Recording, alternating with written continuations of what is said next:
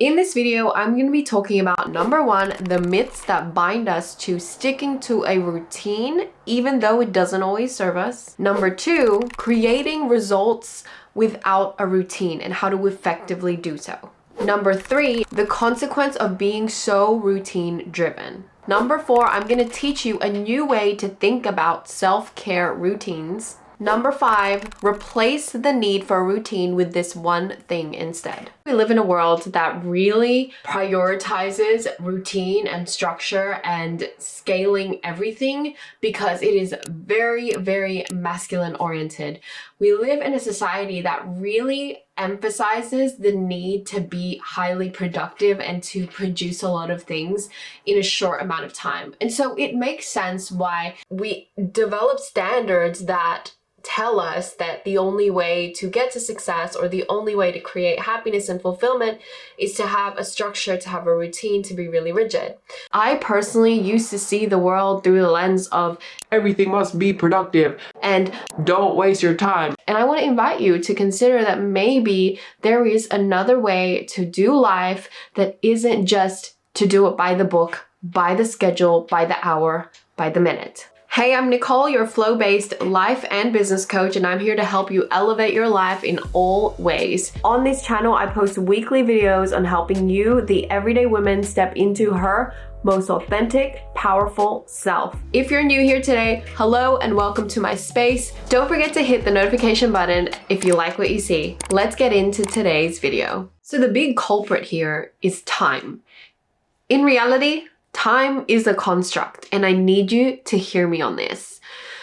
One day, some person just decided that they wanted to measure how far the sun moved from one place to another and the duration of the time. I don't know, for whatever reason, I haven't done the research, but they did so as a way of creating reference point and being able to track and monitor how they were going to operate when the sun was out and when the sun was away. So maybe it was to be able to plant crops, or to be able to know when they could hunt and when they needed to go home by, or to be able to establish meeting points and have some sort of structure to society. For whatever reason, at some point in time, somebody created the construct of measuring time. Now, time in and of itself is actually not so much the clock or the ticking of minutes and hours as we know it. If you can challenge yourself to think about time in this way, it will truly liberate you, I promise. So just ride this way with me, okay? We refer to time as the minutes on the clock, the hours that pass by, the days, the months, and all these things. But time in essence is just an experience of being in the moment. So when you are in your present moment, that is the experience of you in time. Yes, I do believe there is a past because we have recollection, we have memories, and I do believe that there is a future because we can see into the future, we can project into the future, we can desire for the future. However, the only real moment is not in the past, it's not in the future, it's in the now. So when you think about the concept of measured time, like the time on the clock, the days of the month, the years, even your age, in reality, these are just ways of understanding the present moment. It's a way of understanding and getting bearings, but they are not really real. They are just in our imagination. They're just in our mind. When we worry and stress about the future, we're thinking about a projection that our mind is making on the potential future, but it isn't actually ever really here. All we really get is this moment right here, right now. And whether you measure it or you don't, and you just exist in it, it is the present, and that's all it will ever be. You only ever get the now.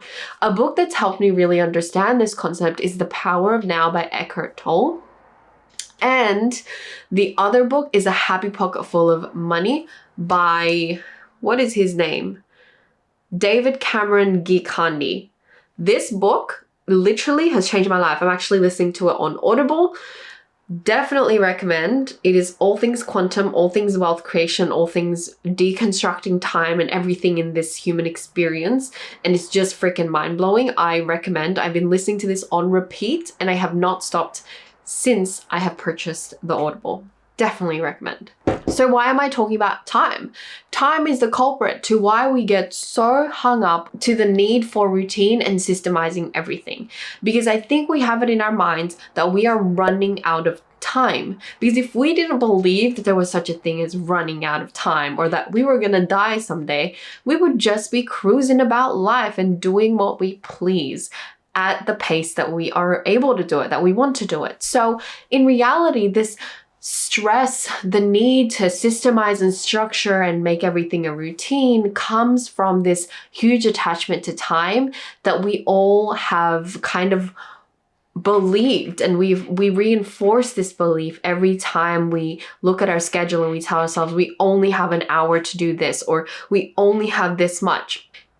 Now, I know that's going to kind of sound really abstract because then you're probably like, well, how the heck do I track things and how the heck do I make progress on goals that I have if I don't use a scheduler or if I don't track my time? That is besides the point. I will talk about that in a second. My point right here in this moment is I want you to realize that time and your experience with it is completely up to you. You get to decide your experience with time every single moment. You get to decide how you experience the past and how you experience the future because they're all just projections of your mind. So if there's anything you take away from this section about time, it's that it is a huge component to why you might be trying to over-systemize and schedule things that you don't need to, instead of learning to live in the moment, be in the present, follow intuition, and be open to opportunities and possibilities that were outside of your awareness or anything you could ever have planned or scheduled. And I'm willing to bet that anytime you've done that in the past, because you already know how to do it, you've done it before.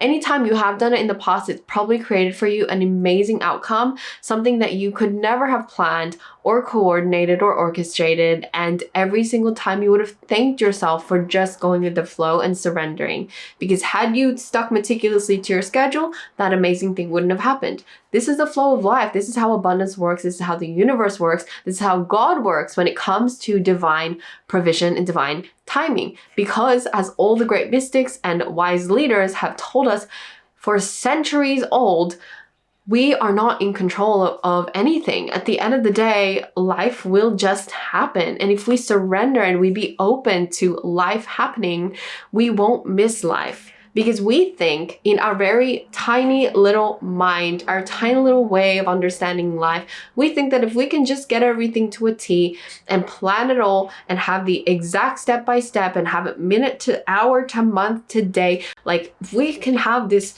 meticulously planned schedule, that we will be able to create freedom faster because somehow we're more in control. We think that that's how we create a successful, happy life, but it is absolutely not. That is the surefire way to create a miserable life. So let's talk about this incessant need to follow a rigid routine. So why are we so obsessed with routines anyway? We live in a homogenized society, meaning homogenized basically means to make uniform or the same. And our society is amazing at mass producing same-minded thinkers and doers. Our entire social structure, our economic, our educational structures, they're designed to make us uniform and to not think for ourselves, especially in the working class. If all you have ever known is the working class household, workplace, society, like this is your reality. In fact, if you are somebody who has tried to start a business, if you're somebody who has tried to elevate and do something new with your life or tried to break out of that working class mentality where you kind of do as you're told and you work a 9 to 5, you have to think or be a really good rule follower. If you're one of the people who've tried to break out of that mold, you will know the experience of having been completely mind blown at how much personal development there is to really elevating and changing your life, especially launching and starting a business that requires you to be a free thinker, that requires you to be confronted with your own demons instead of being a good rule follower and doing things as everybody else does. Every great innovator, creative business owner has had to step out of that box of homogenization and thinking the same, doing the same, valuing the same as everybody else, and stepping into their own authority in order to create and produce something new, exciting, and liberating in the world. And those are the people that have shaped our society today. They are the reason why we have hybrid cars, why we have light bulbs and laptops and all of these incredible things that we have. It was because of free thinkers. And I encourage you, if you are in a stage in your life or business where you are being met with all of the resistance that's coming up against your traditional working class mentality that you were raised in, lean into this discomfort, because on the other side of it is amazing, brilliant things. So why do we try to have routines, right? It's because we believe that when we have a routine, we can have something consistent. We can have a sense of control. We become attached to routines because it is a measurable way to create control or to access control over our lives. But really, it's an illusion of control. We become obsessed with the need to micro-schedule or micro-plan or create lists because it gives us a sense of power. There's something very validating and gratifying about being able to get something off your list ticked off, or to be able to say that you got through a perfectly productive day. But how many of us actually get through our list in one day? How many of us actually have a perfect day go exactly as we plan, or a perfect week go exactly as we plan? Not many. In fact, zero. I honestly believe that it's just this illusion that we keep kind of going, I'm going to try again this week. We're going to try again this week. Because we have this standard, this bar of perfection that we're all trying to reach, thinking that if we got to have a perfect day, a perfect week, a perfect life, then we would be happier. But it's not true. The human experience is not about having a perfect life or having a perfect experience. It's not about having a consistent day that looks exactly the same every single day.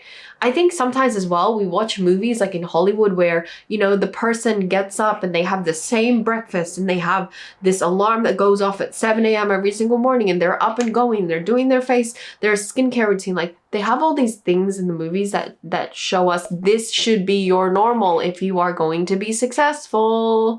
But it is not true. It is not the way. It is the surefire way to exhaust and burn yourself out. And again, it's because you are not designed to be a robot. You're not designed to do things the same every single day.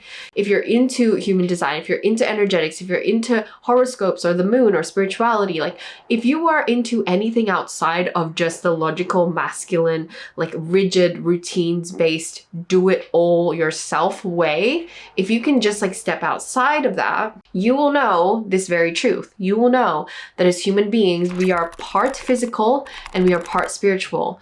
Inside of our human flesh, our human body is a spiritual soul. There is a soul that connects us to something greater, to one another, to God, to the universe. And whether or not you're spiritual, this is true. This is something that you can challenge yourself around. Like if you've ever hit that point where your schedule literally makes you go, what is the point of all this? That is your soul asking you, what is the point, Nicole? And if you don't have an answer for it, you're gonna feel like you just want to hit your head in the wall.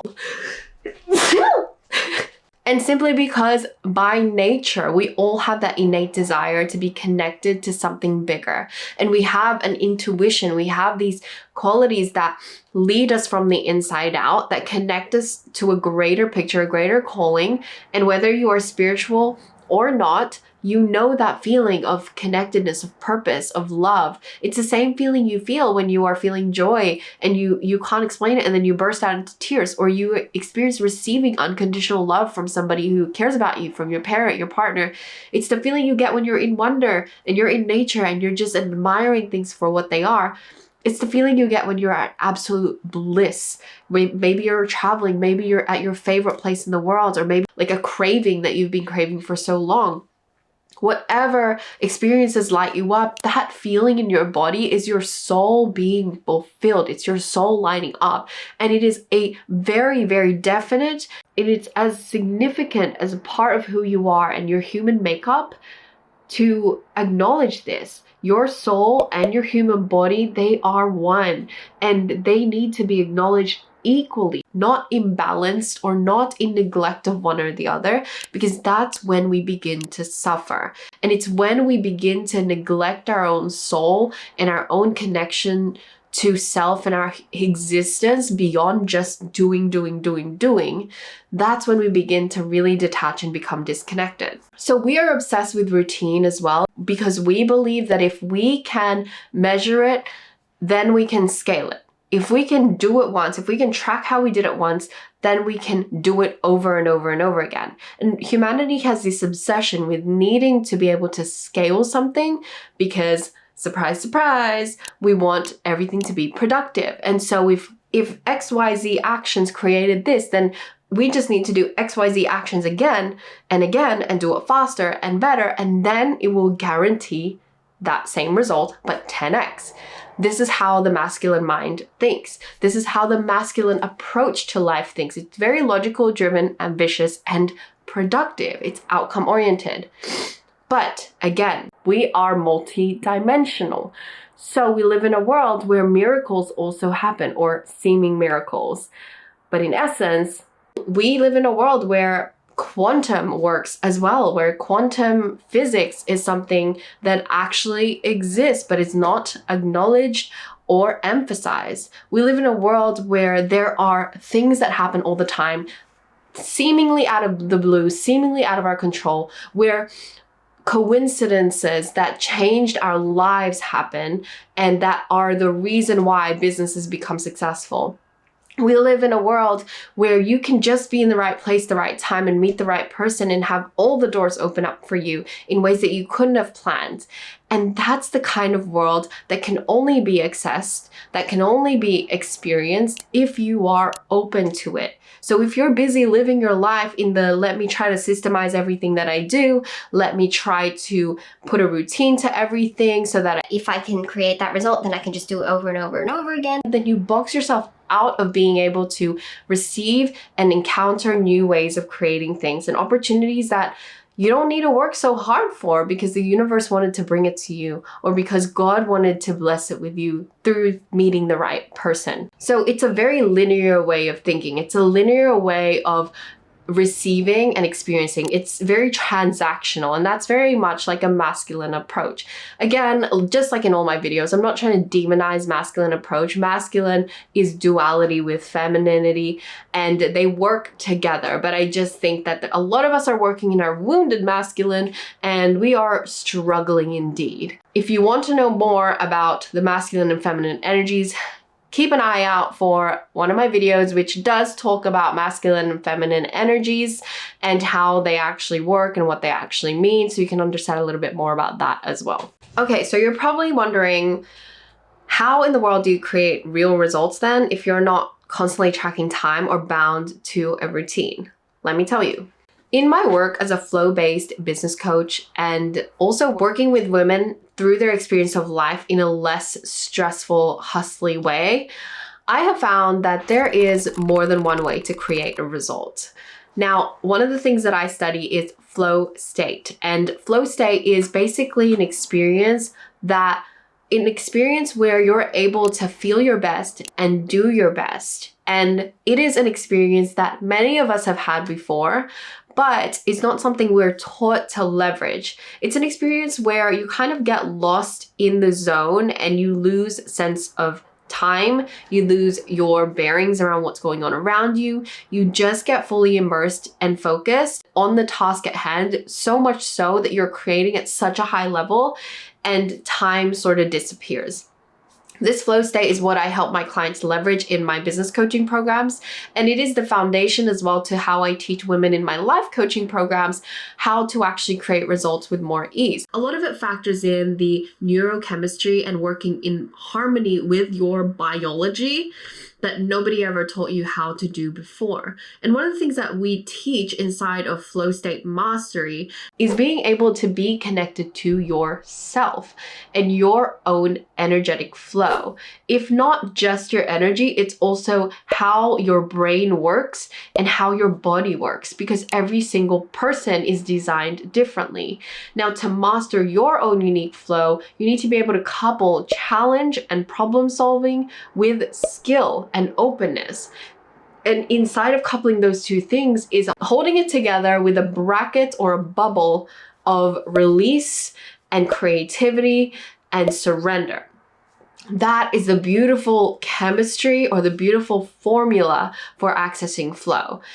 And the experience of flow, the reason why I'm talking about it is because that is in essence the alternate route to hustling and having to micro program and schedule your every single day. So remember how I said I used to literally like plan out my entire calendar and my entire day? Now I only really have about 1 to 2 things on my schedule. Maybe they're appointments, maybe they're Zoom calls with my clients, and I don't necessarily feel the need to have to schedule everything in. And that's simply because I've allowed myself to understand and master this flow state that I'm talking about. It means that I am not necessarily having to work 9 to 5 every single day, even though I am my own boss. It means that I don't need to be up at 4 a.m. to be a 4 a.m. girly in order to create success or have a high quality productive day. It means that I have leveraged and learned how to work with my own energy flow and how I operate by human design, as well as to activate that formula and trigger that flow state cycle that allows me to produce at a high quality without needing to work hours and hours and hours. And this stuff is proven, you guys. I'm going to be releasing a course called Freedom in Flow very soon for those of you in business who want to learn how to actually do this and apply it. Before now, it is unreleased as of the recording of this video, and you can always reach out to me about one-on-one private coaching because I do offer that. But in reality, for those of you who are curious about this work, it's actually so liberating. It gives us permission to be ourselves, to do business our way, and to be successful doing it. But the caveat is you need to understand yourself first. And so if you're going to create results, like you want to actually launch a business or you actually want to get consistent content out in the world, you need to still be able to have structure. And that's where your time tracking tools can be effective and can be really helpful for you to leverage and resource. However, it is not the framework through which you view your success and the creation of your success. So what I've had to do is I've had to detach from the need to always be tracking everything on my schedule and to let go of the identity, the old version of me who believed that the only way I could be successful is to time track everything and to make sure I do every single thing on my list. I needed to be willing to release that version of me and to step into a version of me who was like, able to flow her way into success, basically. And what that looked like was basically instead of creating massive to-do lists, it would be having a list of the top 2 things that I'm here to do. Why did I do that? I meant this. 2 things that I'm here to do today, the priority items. And guys, priority is not a list. Priority is 1. So I have the main thing and then I have just the thing if I have time. And this allows more space. And you know what space does? It allows more flow. Because if you understand the flow state cycle, let me show you guys a little diagram from one of the trainings that I did, which by the way, you can download and access for free in the description. This is the flow state cycle and this is how it works. You need to have a problem that you're focused on and you need to be actively engaged in that problem, and then you need to release. You need to fully disengage. You need to go and switch tasks and do something that's gonna introduce some new neurochemicals inside your brain that are going to then trigger a flow state. And then once you're in flow state, that's when you get that aha moment where you get so sucked into the task, you get so excited, you feel good, you do good, you create amazing things. And then after that flow state, you likely would have a little bit of a drop because the flow state is not forever. The flow state is part of a cycle. So it means that that part actually does end at one point and it makes way for a recovery stage. And then the whole cycle starts again.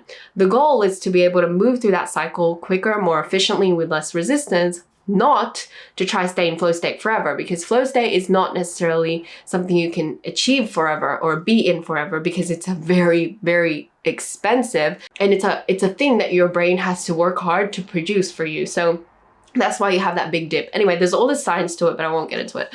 So essentially, why I say this is because you need space in order to experience that. And if you want to create results quickly and detach from the experience of time, like for example, if I block out 5 hours to create this offer, to write all the emails and to write all the sales copy and to create 10 content pieces, I block out 5 hours and I just hustle my way to like get it all done.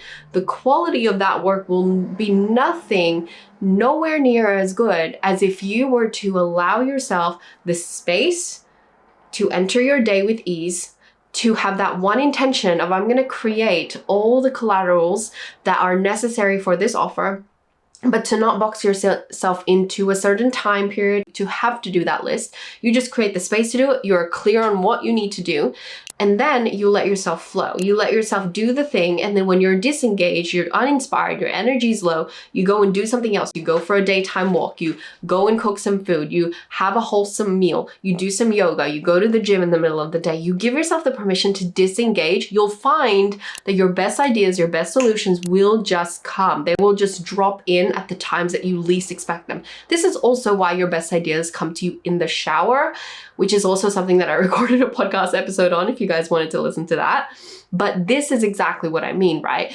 We've all had this experience. And then from there, it's just about having a workflow that catches your best ideas, that catches you in the moment, that supports you being able to not just be in that state of flow now while you're ideating and creating, but also allows you to have a resistance-free workflow where you don't have to like go home and set up your laptop and put on makeup in order to get the idea out into the world. But you can actually have a system and a workflow that supports you being able to be in flow and create in flow, which is also something that I work with in my programs and with my private flow-based business clients. So this is how you can get things done. This is just one example of many. When you allow yourself to detach from routines and to really give yourself that permission to trust that when you are not trying to systemize everything, your creativity actually expands, your creativity actually flows faster and smoother, then you will find that you have a more effortless experience of life, experience of business, and experience of creation. And in essence, I do believe that this is abundance. This is you being able to experience the fullness of being able to live your life and not just be so sucked into your tasks and to-do lists. The consequences of being so routine driven looks like being so sucked in to your doing and forgetting that you are a being. You are not a human doing, you are a human being. Guys, don't we just love that quote? Because I do. So some of the consequences are we bypass our human needs and we therefore become disconnected to our human experience. The human experience is made up of all the amazing things: romance, laughter, love, joy, peace. It's like there are so many incredible things that we get to have as part of our human experience that we miss out on when we are disconnected. When we are in the doing, we often lose ourselves in that chase or in that pursuit for more, and it becomes really, really unnerving when things don't go right or people don't act the way we expect them to, because all of a sudden we get high on this need for control, and if somebody doesn't suit or align the vision that we have of them or the expectation we have of them, we go off. And that makes for terrible relationships and breakdowns in our love lives, in our relationship with our parents, with our friends, with our children. And this is the reality of what so many people face on a day-to-day basis. And they think the problem is out there when really it's in here, and they're just projecting it out there and repelling everybody and everything that they care about. And this, I think, is the most detrimental effect of being so stuck in your routine or so stuck in the rigidness of having to do something a certain way. It's that you basically send a message to yourself every time that you deny what you want or deny what you feel like doing in that moment, deny the intuitive pull, every time you deny that, what you're basically doing is you're sending a message to yourself saying, what you feel does not matter. And what that translates to internally is who I am doesn't matter. And instead, what's received is what I do matters more. What I produce is more important than what I feel. And when you live life through that lens, my golly, it is so miserable. It is so exhausting because not only can you never meet that standard ever, it's that you're never able to look at yourself and feel happy, content, or peaceful. You're on that hamster wheel of constantly searching and never satisfied, and it is the worst place to be. And I know that so many of us use routine as a way to serve us and to kind of progress our wellness journeys. But I also want to add that sometimes self-care routines can also be coming from a place of rigidness and completely outcome-oriented way of thinking. And this can be quite harmful as well because we begin to turn self-care practices and activities like journaling, going for a walk, or waking up at 5 a.m. if that's your thing, or sleeping by 9 p.m., whatever is your thing. Sometimes we can turn that into a need for more or an outcome-oriented thing, meaning you might use your self-care routine against yourself and actually harm yourself using a self-care practice because you're looking at it through the lens of routine and the need to produce, to mass produce something. So your focus is more so getting the list done or doing the checklist item done instead of meeting yourself and being present with yourself for that moment. And I've had a lot of girls in my Embody program share this, and this is a group container, a coaching container full of women who are very high functioning, very driven, and very passionate about life, who want to up level and experience life with more ease, in more of that feminine embodiment and expression, and giving themselves permission to do, think, feel, and say things as they would and not as the world tells them to. And so one of the things that always comes up in that container is that women feel that they honestly can't have a good day unless they do their routine. And if anything messes up that routine, then they can't have a good day, or they can't be happy or peaceful or whatever it is. But that is not true. You are fluid, you are dynamic, you're not meant to be routinely all of the time. You have an equal masculine part of you as you do a feminine part of you. And so that also means that part of your self-care practice isn't just about doing the skincare routine, the hair mask, the gym, the massage, the walk, the hydrating, the reading, the journaling. It's not just about doing these things. It's also about being. It's about feeling. And so when you wake up in the morning, you don't feel like going for a walk, don't just force yourself to do the walk. Take the time to sit there and feel into your body. Ask yourself, why do you not feel like going for a walk? Did you have a late night last night and that's why you feel a little groggy today? Or are you just having stomach cramps because you have your period? Or maybe you just don't feel like it and that's enough and that's okay. I think that it is a healthy practice of self-care to be able to check in with yourself and to actually have that dialogue before then deciding what action do I want to take. Action must go after that conversation.